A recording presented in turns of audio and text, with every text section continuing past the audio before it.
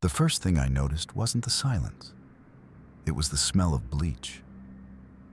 My husband, Thomas, told me he'd opened the window to let in the crisp autumn air. But the air smelled like a surgical ward. I am blind, but I am not stupid. For 3 weeks, I've been living in a house that doesn't make sense. Every morning, I hear the same dog bark at exactly 8:14 a.m. And every afternoon, the sound of Brooklyn traffic outside our bedroom skips like a scratched record. Thomas just told me we have exactly 60 minutes before he drags me into an underground bunker to escape what he calls the end of the world. He says the sky is burning. He says our neighbors are dead. But 5 minutes ago, I found a heavy brass key in his pocket, and it doesn't fit the front door. If the world is ending, why is he lying about the air I breathe? I have 1 hour to find the exit, or he's going to put me into a coma to save me. Let me take you back to the day the recording started. The plastic tip of the stylus vibrated against the oak grain, sending a dull hum through Sarah Miller's fingertips. She hovered the tool an inch above the floor, tracing the invisible border where the polished wood met the recessed seam of the third plank. To her left, the radiator hissed, a rhythmic metallic wheeze that anchored her in the narrow hallway of the Brooklyn brownstone. She slid her foot forward, toes curling to grip the floorboards, testing for the groan she had memorized weeks ago. Every inch of this house was a map drawn in textures and frequencies, a geography of secrets she charted, while the man she called her husband believed she was merely wandering in the dark. From the kitchen, the low rumble of a delivery truck echoed, followed by the screech of brakes and a distant siren. The sounds repeated every 4 minutes and 12 seconds. It was too perfect, too consistent. Thomas sat at the mahogany table, his silhouette framed by the amber glow of a desk lamp that Sarah could sense only as a faint warmth on her cheek. He didn't turn his head. He adjusted the volume on the sleek black speaker, his thumb tracing the dial with surgical precision. The clicking of the stone in his pocket, that smooth river rock he rubbed whenever he felt her drifting, was the only sound that wasn't part of the recording. "The city is restless tonight, isn't it?" Thomas asked. His voice carried a polished warmth, smooth as riverstone. It was a voice designed to be a harbor, yet to Sarah, it felt like a net. Sarah froze, the stylus hovering over a hairline fracture in the wood. A bead of sweat traced a cold path down her spine. "The sirens sound closer than usual," she remarked, her voice a flat, measured monotone. She wasn't just talking. She was probing. She needed to know if he noticed the skip in the audio loop, the way the sound of the screeching brakes didn't bounce off the hallway walls the way a real sound should. "Traffic patterns shift," he replied, the click-clack of the stone in his pocket accelerating. He tapped a rhythm against his wine glass, the crystal ringing a sharp, lonely C-sharp. "Stay in the light, Sarah. The shadows hide the uneven spots. I wouldn't want you to trip on the ruins of the old world." She pressed the stylus harder against her palm until the dull point dented her skin. The looped recording of a car horn blared, masking the sharp snap of the floorboard as she shifted her weight. She counted the seconds between the honks, mapping the silence he thought he owned. Under the scent of lemon wax and stale rain, a metallic tang, the smell of a high-capacity battery or perhaps a cooling fan, burned her nostrils. She took another step, her eyes fixed on the sliver of darkness beneath the basement door, her mind whispering the sequence that kept her sane. 2, 3, 5, 7. The prime numbers were the only things Thomas couldn't manipulate. As she moved, she felt the subtle shift in the air pressure. The hallway was supposed to be 12 feet long, according to the acoustics of the outside traffic. But her hand, trailing lightly against the wallpaper, told a different story. The texture of the paper changed from a heavy embossed floral to a smooth, cold synthetic exactly 8 feet in. There was a hollow thud beneath her heel that didn't match the solid oak of the foyer. The house was a patchwork, a theatrical set built inside a shell. She knelt, pretending to adjust her slipper, and pressed her ear to the floor. Far below the recorded hum of Brooklyn, there was a different sound. A low-frequency thrum, like a massive heart beating in the earth. It wasn't the subway. The vibration was too steady, too mechanical. It was a ventilation system, industrial-sized, pulling air from a place that wasn't the street. She scratched a small X into the wood with her stylus, a tactile marker for her growing map of the impossible. Sarah stood and turned toward the kitchen, her hand finding the edge of the doorframe. She could hear Thomas's breathing, heavy, rhythmic, and slightly congested. He was watching her, she knew, through the lenses he had installed in the crown molding. He called them sensors for her safety, but she knew they were eyes. "I'm going to the pantry for some tea," she said, her voice echoing slightly more than it had yesterday. "Be careful, honey," Thomas called out, the sound of his chair scraping against the floor sounding like a warning. The structural integrity of the west wall is failing. The ash outside is heavy tonight. I can hear the beams groaning under the weight of the fallout. Sarah didn't answer. She knew there was no ash. She had smelled the air when he opened the reinforced window earlier. It didn't smell like a burnt world. It smelled like a sterile room that had been sprayed with a cheap mountain breeze aerosol. She navigated the kitchen with practiced ease, her mind focused on a specific ventilation shaft near the floorboards. She reached the vent and lowered herself to the tiles, which felt unnaturally warm. This was her beacon. Every night at 8 p.m., a dog barked. It wasn't a recording. The sound was muffled, distant, and filtered through layers of metal ductwork, but it had the chaotic, unpredictable rhythm of life. It was a golden retriever, she guessed, based on the depth of the woof. She pressed her cheek against the cold metal slats of the vent. Woof, woof, woof. There it was. The sound came from the left, angled upward. If the world was truly a wasteland of ash and silence, as Thomas claimed, there would be no dog. There would be no neighbor's pet complaining about a passing squirrel.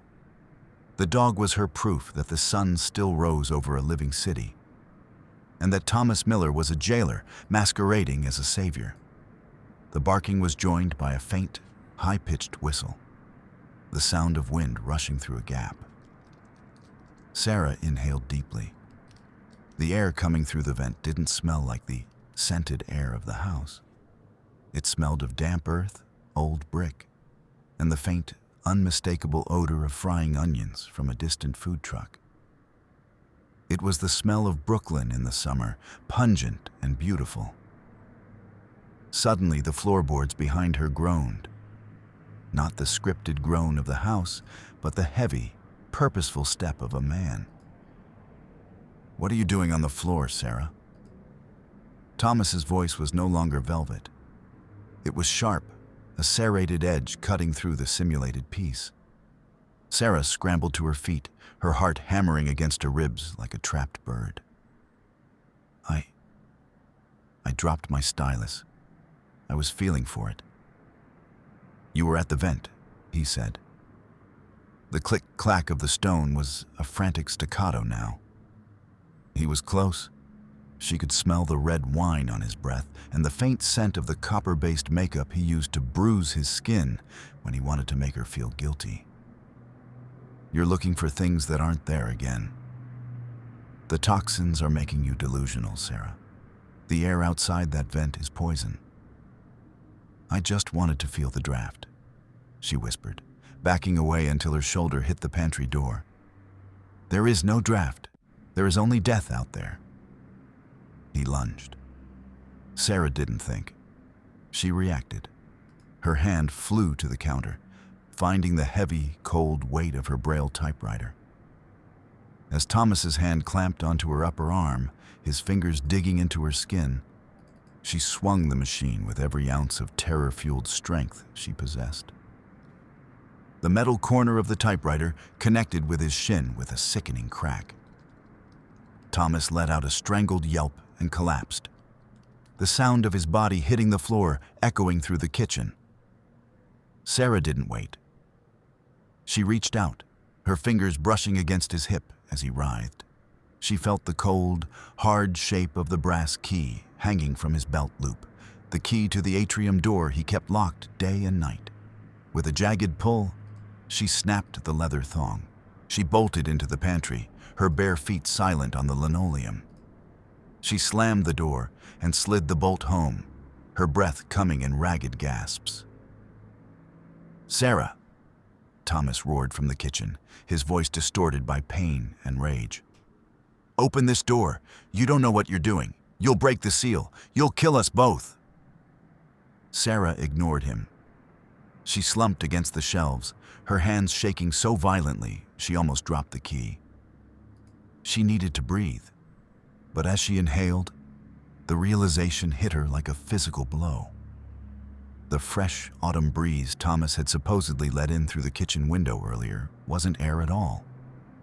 Now that she was in the enclosed space of the pantry, away from the masking scents of the living room, the smell was overwhelming. It was bleach, industrial-grade pine disinfectant and hospital-strength bleach. The house wasn't a home, it wasn't even a shelter. It was a laboratory, scrubbed clean of every trace of the real world, pumped full of chemicals to keep her senses dulled and her environment controlled. The outside was a projection, and the inside was a cage. She gripped the brass key until it bit into her palm, the sharp pain the only thing keeping her from screaming. The silence in the house grew heavy, a thick, suffocating blanket that seemed to press against Sarah's eardrums. She stayed in the pantry for what felt like hours, though her internal clock, honed by years of counting drops in a lab, told her it had only been 20 minutes. Outside the door, Thomas had stopped shouting. The only sound was the low, rhythmic thud, thud, thud of him limping back toward the living room, followed by the familiar, mocking loop of Brooklyn traffic. She knew she couldn't stay in the pantry forever.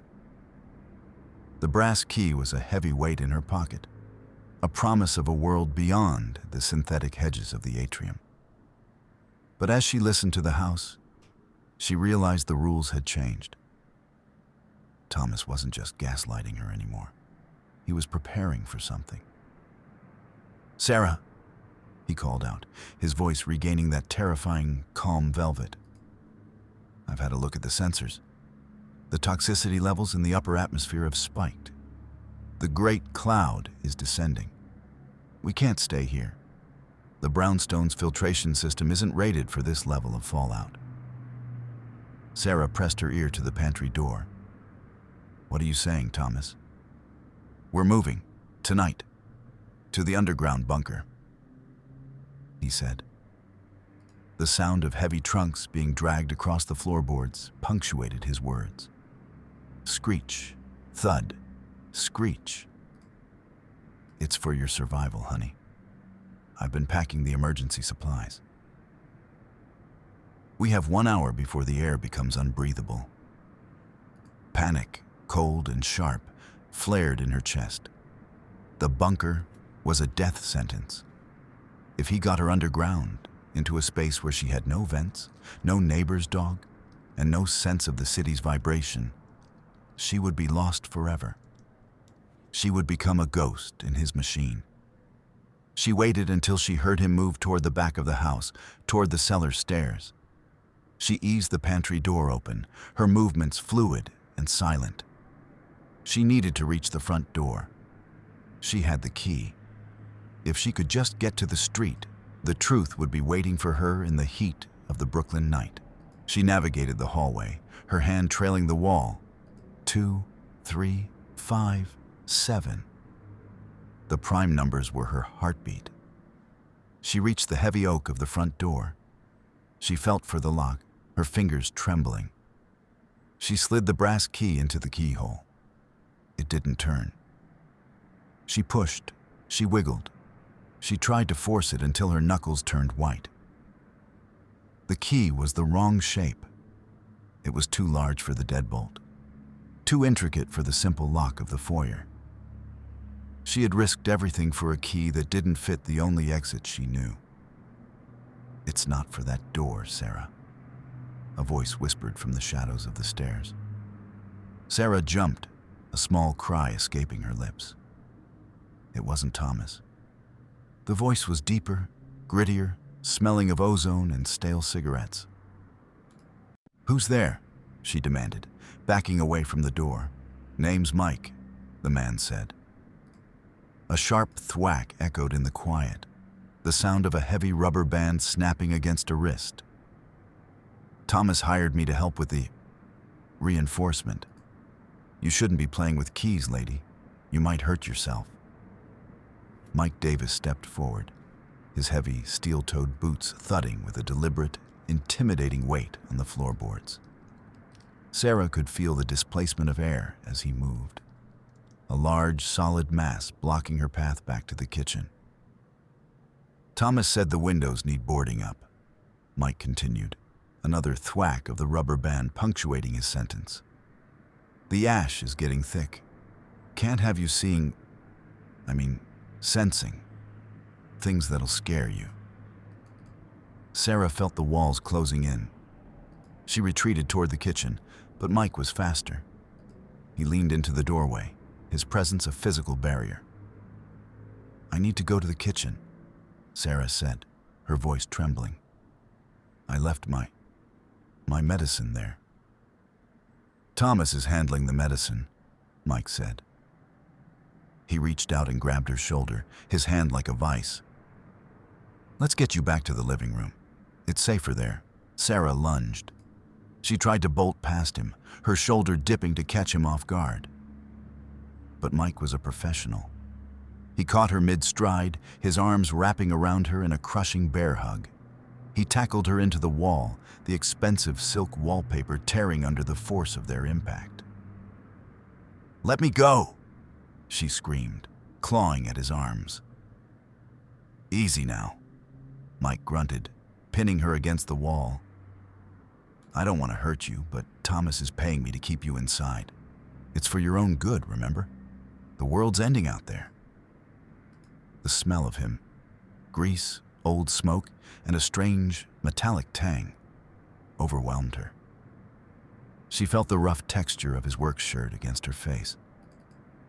In a moment of pure, animal desperation, she leaned forward and bit down on his forearm, right through the fabric.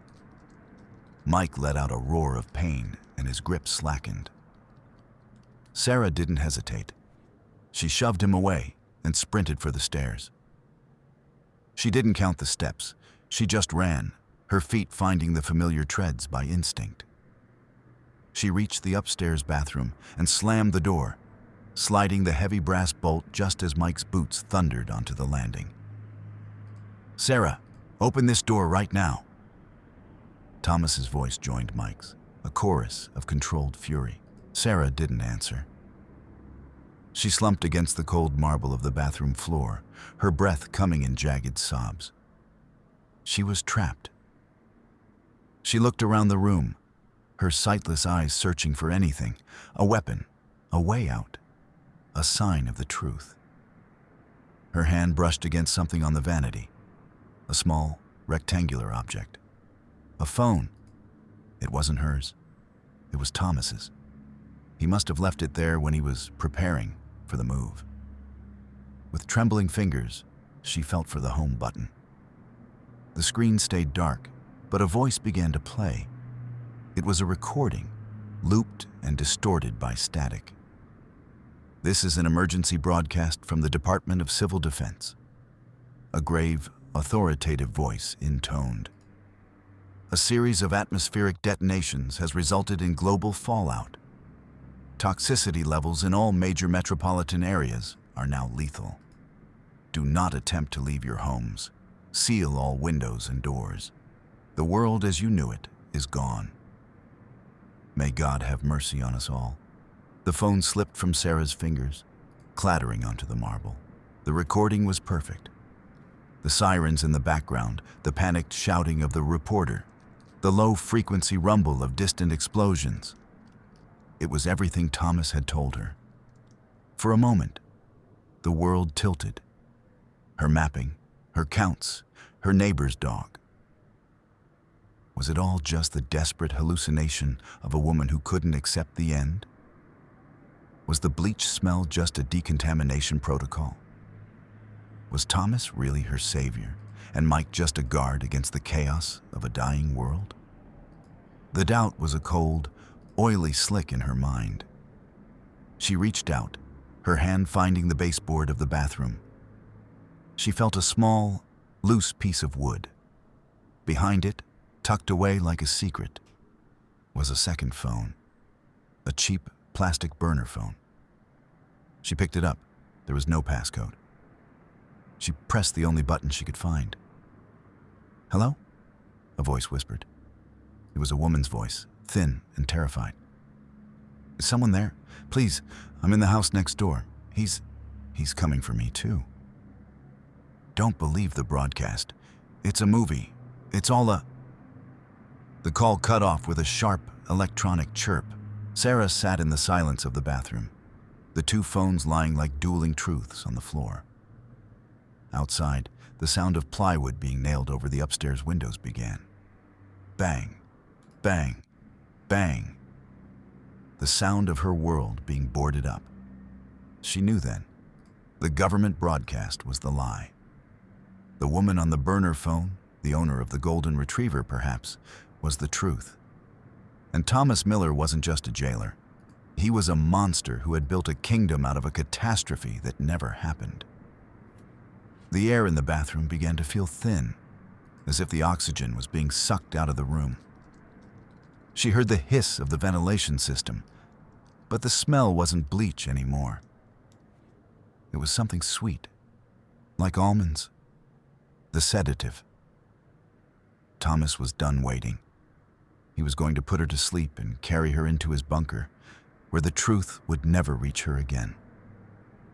Sarah stood up, her limbs already feeling heavy, the chemical fog beginning to cloud her mind. She had 1 hour.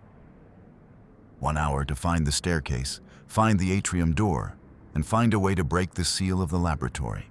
She opened the bathroom door. The hallway was silent. The men were gone, likely downstairs to finish the packing. She began to walk, her hand trailing the wall. 2, 3, 5, 7. "I'm coming for you, Thomas," she whispered, her voice a ghost in the synthetic air. "And I'm bringing the world with me." The descent was a nightmare of shifting shadows and leaden limbs. Every step felt like wading through waist-deep water. The sedative was working its way through her system, a slow, honey-thick poison that made her heart know labor in her chest. She reached the ground floor, her hand finding the cool, synthetic leaves of the hedge in the atrium. She had mapped this area weeks ago, but Thomas had moved things. The grand piano was gone, replaced by a heavy, cold metal trunk. She felt her way around it, her fingers searching for the seam in the wall behind the hedge. There, a hidden latch, cold and greasy to the touch. She pulled, and a section of the wall swung inward with a low, hydraulic hiss. A staircase, narrow, steep, and smelling of damp concrete. It led upward, toward the roof that wasn't a roof. She began to climb. Her breath was a ragged whistle in the dark. She reached the top and felt a heavy steel door, its surface vibrating with the sound of the world outside. Not the recorded world, but the real one. The low, constant hum of millions of lives, the distant throb of the city's heart. You shouldn't be here, Sarah. Thomas stood at the top of the stairs, his silhouette blocking the faint light from the hallway below. He held a small silver remote in his hand.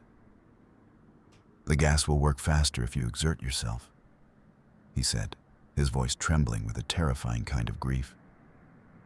Why can't you just let me love you? Why do you have to keep looking for the sun?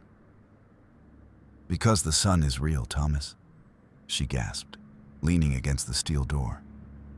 And you? You're just a ghost. He lunged for her, his hands catching her throat. They tumbled onto the small landing, a brutal, clumsy struggle in the dark. Sarah swung her arms, her fists connecting with his face, his chest, anything she could reach. She tracked his breathing, the ragged, desperate sound of a man losing his grip on his own reality. She found the fire extinguisher mounted on the wall. She ripped it from its bracket and swung it with a grunt of effort. It missed. The heavy canister slammed into the steel door with a deafening clang that vibrated through her entire body. Thomas overpowers her, his weight pinning her against the door. He was crying now, hot tears falling onto her face. I killed them for you, he sobbed. The neighbors, the mailman. Anyone who could have told you. I did it to keep you safe. Look at the feed, Sarah. Look at it. He shoved a tablet into her hands, his fingers forcing hers onto the screen. It's Manhattan. It's burning. Look at the ash. Sarah didn't look. She couldn't, but she could hear. Behind the steel door, a car horn honked. Not the 4-minute, 12-second horn from the recording. This one was sharp, impatient, followed by a man shouting about a parking spot. That's not ash, Thomas, she whispered, her voice thick with the sedative. That's life. The hiss of the gas grew louder. Thomas was pumping it directly into the vestibule now. He wanted to keep her as a sleeping doll in his perfect dead world. Sarah reached into her pocket. She didn't have the key to the door, but she had something better. She had her knowledge. She had found the cleaning supplies in the atrium earlier, the bleach and the ammonia. She had tucked them into her pockets, a desperate chemist's gamble. She pulled the bottles out and smashed them together against the base of the steel door. The reaction was instantaneous. A sharp, stinging cloud of chloramine gas erupted, the pressure building in the confined space. The electronic lock on the door, not designed for a chemical explosion, sparked and shrieked. The door flew open. Sarah tumbled outward, her body hitting the cold metal of a fire escape. She expected to choke on volcanic ash. She expected the searing heat of a burning city. Instead, she was hit by the glorious, pungent stench of hot asphalt, rotting garbage, and cheap pizza. She lay on the metal slats, the sun, the real setting sun, warming her skin. She listened.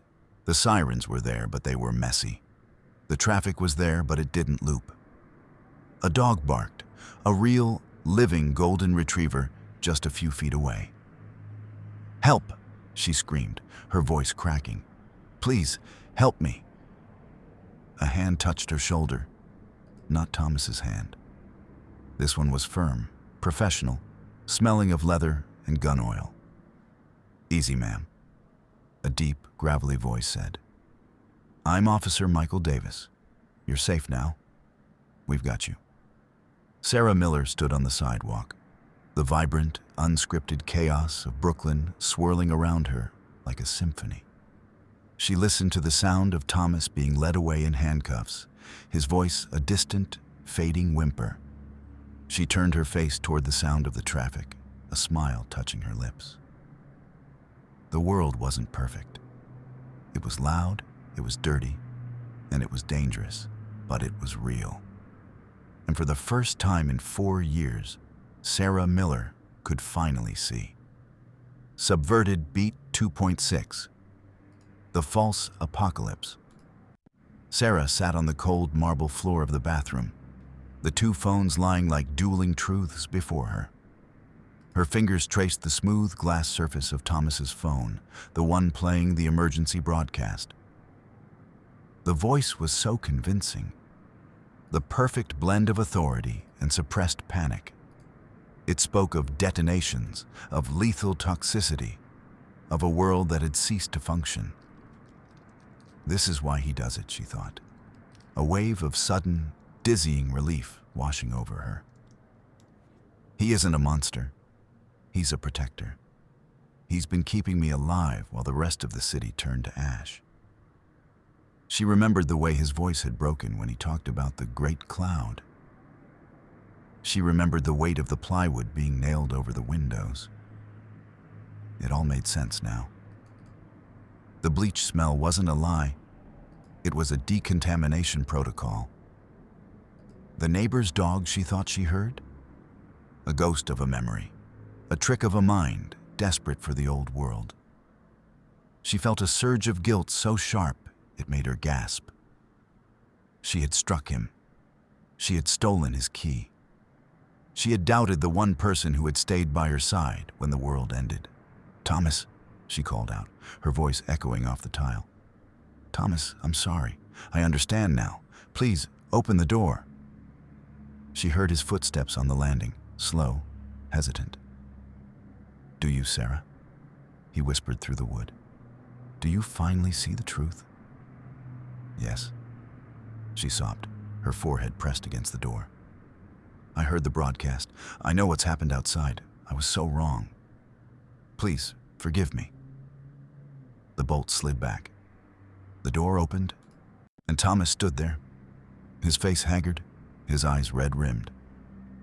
He reached out and pulled her into a desperate embrace. "I just wanted to keep you safe," he murmured into her hair. "I couldn't let the toxins take you too." Sarah slumped against him, her heart slowing for the first time in weeks. The struggle was over. She didn't have to map the house anymore. She didn't have to count the primes. She could just be safe. But as she leaned her head against his shoulder, her ear brushed against his chest. She heard it, a faint, rhythmic click-clack. She pulled back, her brow furrowing. "Thomas? What is that?" "What is what, honey?" "The clicking. It sounds like the broadcast." She reached for his pocket, her fingers finding the small silver remote he always carried. She pressed a button. The emergency broadcast on the phone stopped mid-sentence. "As we face this final hour." Click. Silence. Sarah froze. The world didn't end with a bang or a whimper. It ended with a remote control. She looked up at him, her sightless eyes wide with a new, deeper horror. "You recorded it," she whispered. Thomas didn't move. The warmth was gone from his voice, replaced by a cold, clinical detachment. "It was a scene from a movie, Sarah. The Last Horizon. I had Mike loop the audio through the house's internal network. I needed you to believe, because if you didn't believe in the end of the world, you'd never believe in me."